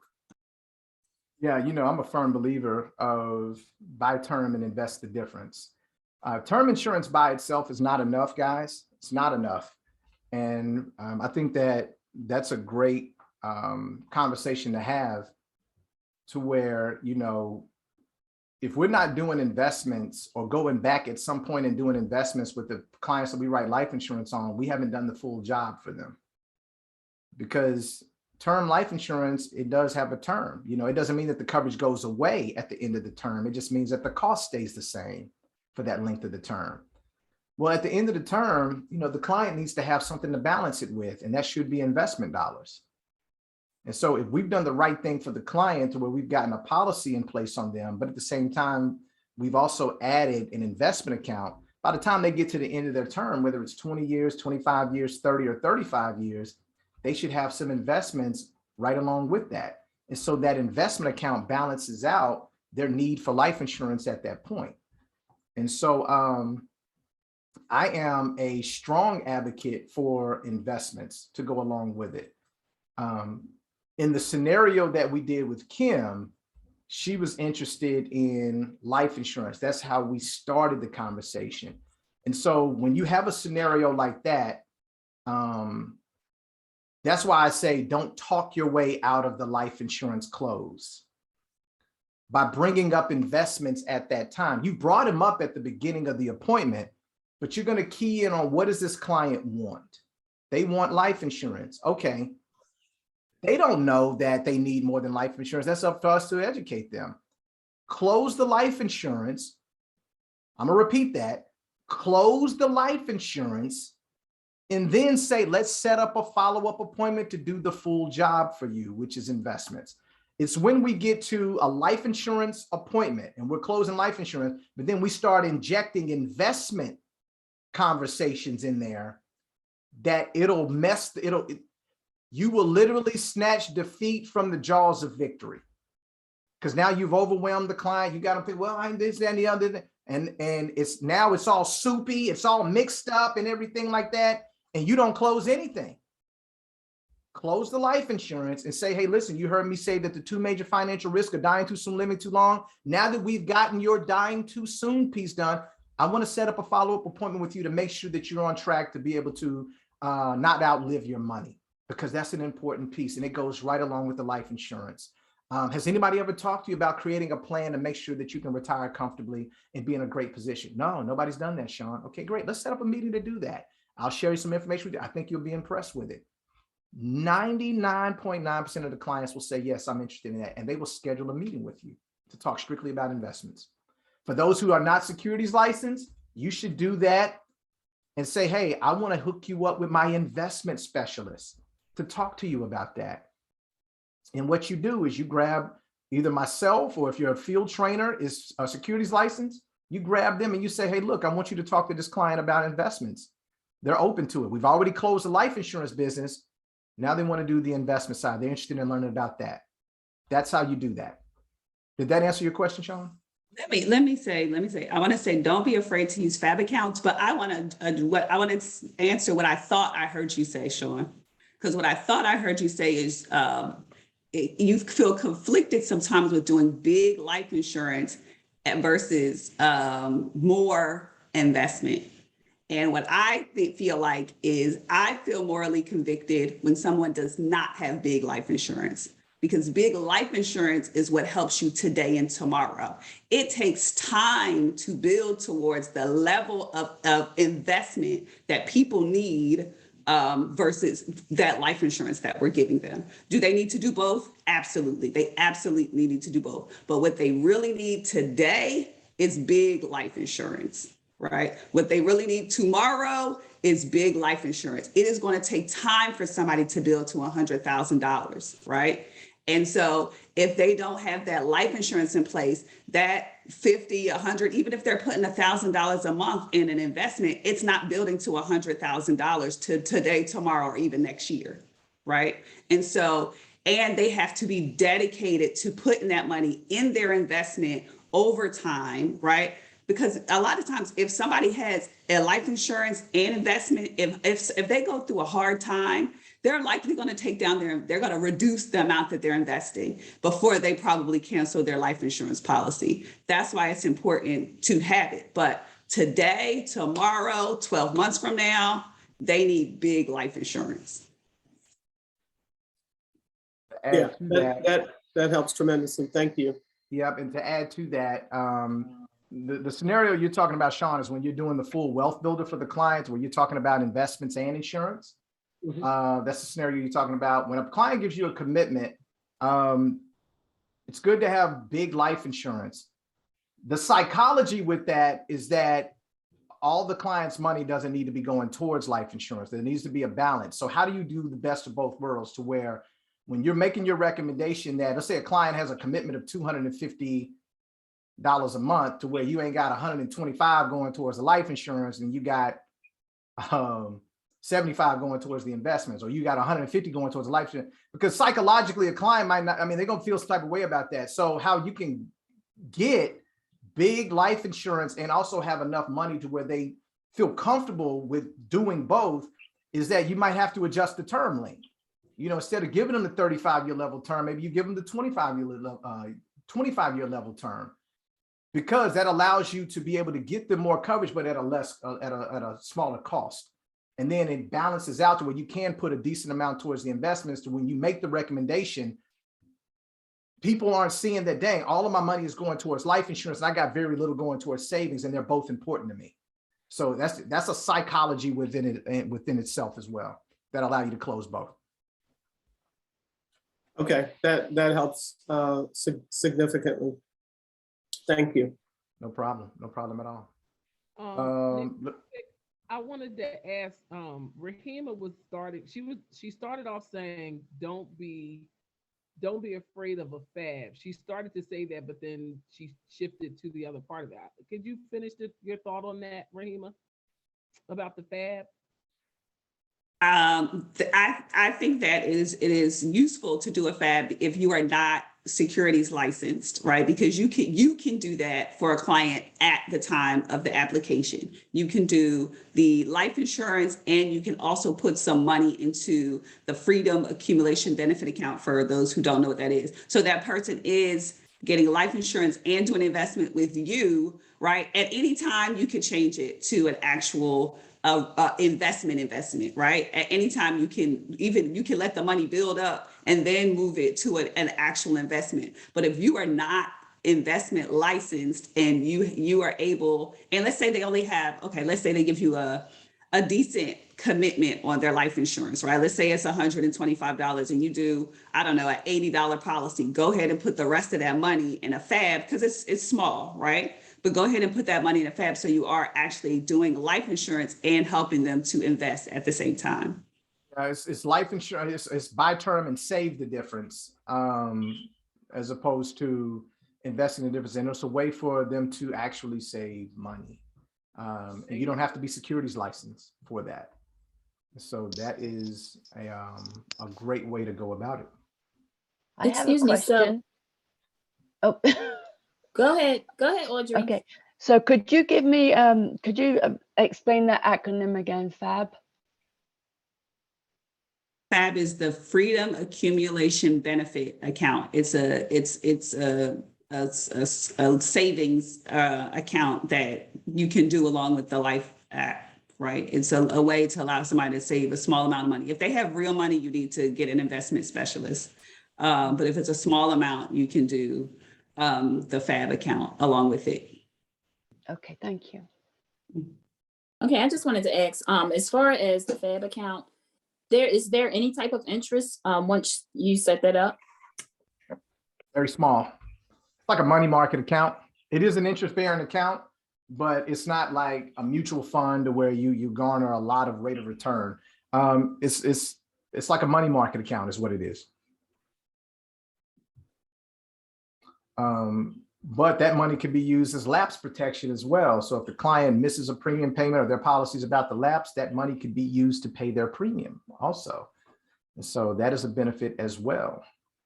Coming down the home stretch, family, other tips. Default to quoting term now over custom advantage. In most scenarios, I know that some scenarios will not allow you because the level of coverage that a client is going to get, but as a general rule, quote term now over custom advantage, especially if you're doing below $300,000 in coverage quotes. Term now, just trust me, yeah. Submit the Life App CEO. Okay, so yeah, term now is, it'll keep you from getting into the weeds with the underwriting, you know. Now, I don't even want to unpack it right now. I'm sorry, y'all. It's just, trust me, you'll thank me later. If you don't want a phone call from me wearing you out about when your client gonna do their paramed exam, if you don't want me blowing your phone up with text messages about when your client gonna do they tell an underwriting interview and all that, when is your client, like, if you don't want that, if you don't want me in your life like that, default to term now. They ain't got to go through all of that. And if you don't feel like chasing your clients down to do pyramid, yeah, just, okay. That's all I'm saying. If the life client doesn't have the money that day to do the Life App, submit the Life App COD, then get the client to complete and sign the MRN, right? You know, that's an option too. If they don't have the money that day, I did another scenario where you can go ahead and take the application and say, hey, you know, I won't submit it until Tuesday. You say you had the money on Tuesday. I won't submit it until Tuesday. That's an option. You can do that too. You go and take the application. But if a client says, I won't have my money to the end of the month, and it's like the 2nd of the month, and I won't have my money until the 27th, go ahead and submit that client's application COD, let it go through the underwriting process, let it get issued, and you have the MRN already signed by the client. And so that way you're not chasing them down at the end of the month trying to put in a Life App. It's already been put in, it's already been approved. All you need to do is once the end of the month hits is fax in that MRN and it's good. A question on the MRN, Nick. There's an amount that needs to be on that MRN form along with the banking information. Yes. Do you put the amount on there or do you leave it open? Because if it gets rated up or whatever, that number would be incorrect once they sign.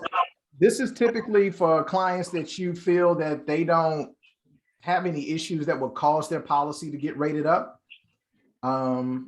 If that's the case and they're healthy, they're good, they don't have any medical issues, they just don't have the money, what you quote them is what the price is going to be. Now, if you feel it's a situation where they could be rated up, they got some medical issues, and the policy needs to be submitted COD anyway, then there's no reason to get the MRN. You're only doing this COD not because of a medical or a health issue. It's because just, hey, they don't have the money right now. So let me go ahead and at least get it in the system, get it through underwriting, and there shouldn't be a situation where they're rated up, if that makes sense. Okay, I got you now. Yep. Thank you. Got it. No problem. And then I think I got one more. Yep. Any yes answer to a medical question for a child will result in an automatic decline for the child. That is a big one.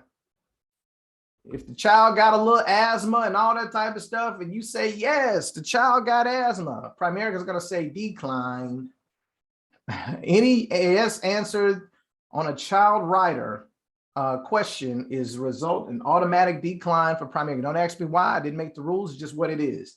So if you have a question about a medical issue for a child, call me and I will walk you through that. All right.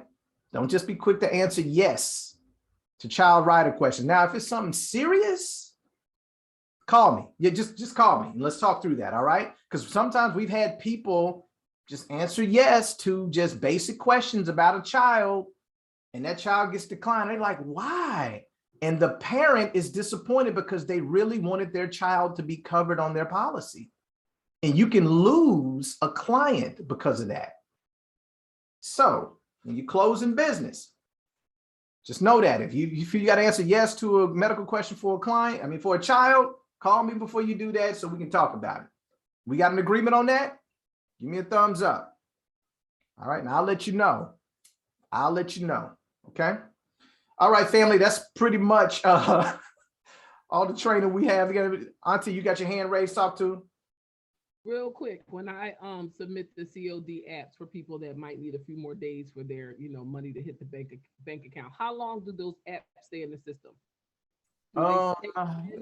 If you submitted COD, there's no real, you got time, man. In the pandemic, man, Primerica giving folks, man, some of y'all got policies that have been in underwriting for 6 months. Let's just keep it 100. Right. I'm not saying you, Auntie, but some of y'all that I'm looking at right now, y'all have in Life Manager, your policy been in processing for 378 days. And I'm exaggerating, y'all, but because you should have been turned now. I'm joking.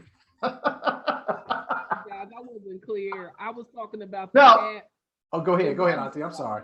The one that's sitting, the one that we're not. Wait, are we doing all COD? Is there any that we're doing and then we go back into the app and put their bank information? Or no, we're going to just submit a COD. If I meet with a client on a Sunday and they say I'll have my money by Friday, is that going in COD too? And I'm just doing the MRN? Is it well, it depends. Okay, so all right, in that scenario, let's say this week. Okay, when is month end, everybody? When is month end? Tuesday. February the 5th. On Tuesday, right? So here's the deal. In that scenario, Auntie, you would submit that policy on Sunday, COD. You would submit it COD because they say they won't have their money until after month end, right? Well, this is how it works. If the policy is in, even a COD policy before month end, as long as you get the requirements in before month closeout, you'll get credit for that premium for the previous month, right?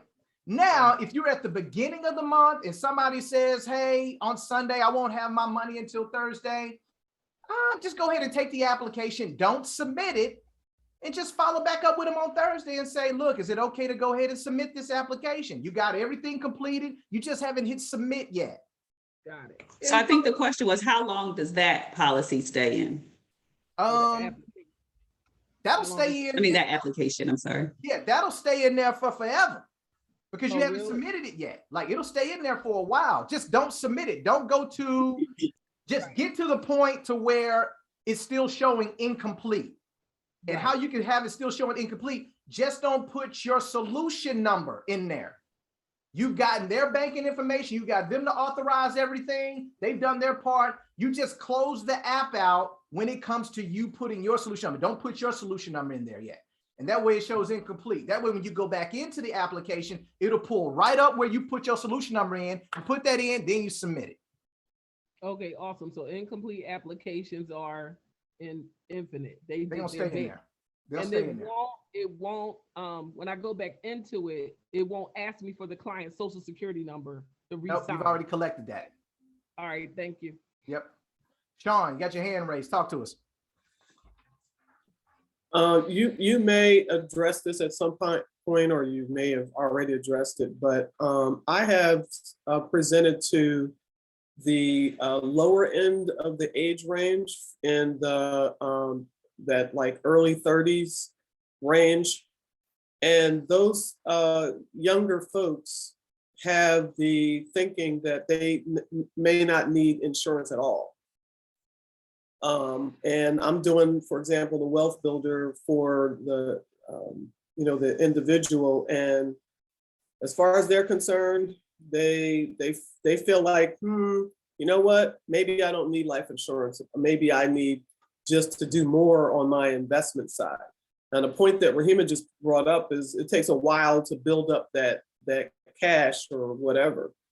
But I would love to hear some of the language to say to that type of person, because to me, it's foolishness not to have the life insurance policies, and you're in that age range, 25 to 30, 31.